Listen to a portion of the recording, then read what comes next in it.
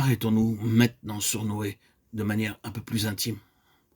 L'un des traits prononcés du temps de Noé, c'était le manque de distinction entre les choses pures et les choses impures. Nous trouvons cette déclaration mystérieuse dans Genèse 6.2. Les fils de Dieu virent les filles des hommes, et ils prirent des femmes parmi toutes celles qui leur plurent. La dernière partie de ce passage est très subjective, celles qui leur plurent. Tout en nous abstenant délibérément d'entrer dans une explication de la première partie du passage, considérant ce qui est à la surface. Nous avons ici ceux qui sont dans la ligne de Dieu.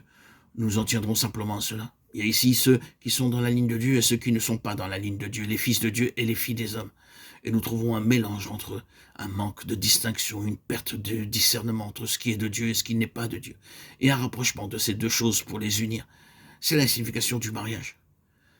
Mais qu'est-ce qui avait amené à cela? Celles qui leur plurent. Nous avons ici l'action de l'âme qui désire et qui choisit sans aucune perception de ce qui est de Dieu et ce qui n'est pas de Dieu. Nous voyons le principe. Voulons-nous simplement isoler ces quelques mots, les retenir et les méditer? L'âme en action, le désir, c'est l'âme dans son côté émotif. Le choix, c'est l'âme dans son côté volitif. Désirer et choisir sans discernement quant à ce qui est de Dieu et ce qui n'est pas de Dieu. C'est exactement le chemin de la vie naturelle. C'est exactement l'exemple que nous avons en Caïn. La vie de la nature mélange les choses et elle n'a pas le pouvoir de percevoir, de discerner ce qui est de Dieu et ce qui n'est pas de Dieu. Elle confond les deux choses. C'est aujourd'hui la tragédie du christianisme, la tragédie de ce qui est appelé l'Église, la tragédie de l'œuvre du Seigneur. Les choses y sont été mélangées.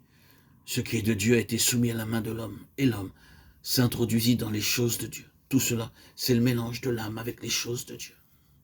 Or, c'était là un caractère prononcé de l'état des choses au jour de Noé. Et s'il y a une chose que Dieu abhorre, c'est le mélange. Dieu a montré dans sa parole combien il est opposé au mélange. Pour Dieu, il y a la lumière et il y a les ténèbres. Il y a la mort et il y a la vie. Lorsque Dieu atteint son but, la rivière de l'eau, de la vie sera un pur cristal sans aucune obscurité. La nouvelle Jérusalem, la cité sainte, est aussi claire que du jaspe cristallin et transparent. Tout cela est de la nature de Dieu. Dieu est lumière et en lui il n'y a point de ténèbres. 1 Jean 1,5. Dieu est positif et Dieu est la confusion. Il n'est pas un Dieu de confusion. Il ne peut supporter le mélange. Dieu dit toujours en fait une chose ou l'autre parce que tu n'es ni froid ni bouillant.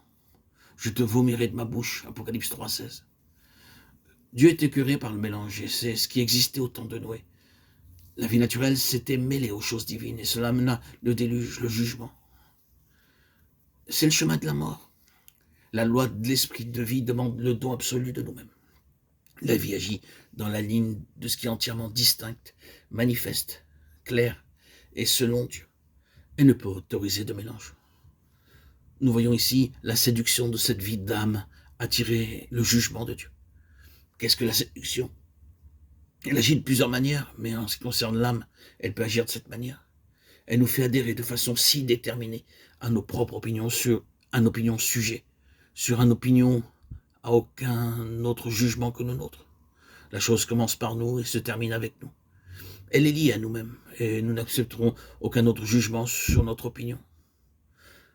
Alors, frères et sœurs en Christ, nous pouvons alors constater et être certains que dès qu'on a quelqu'un à cette attitude, il est profondément séduit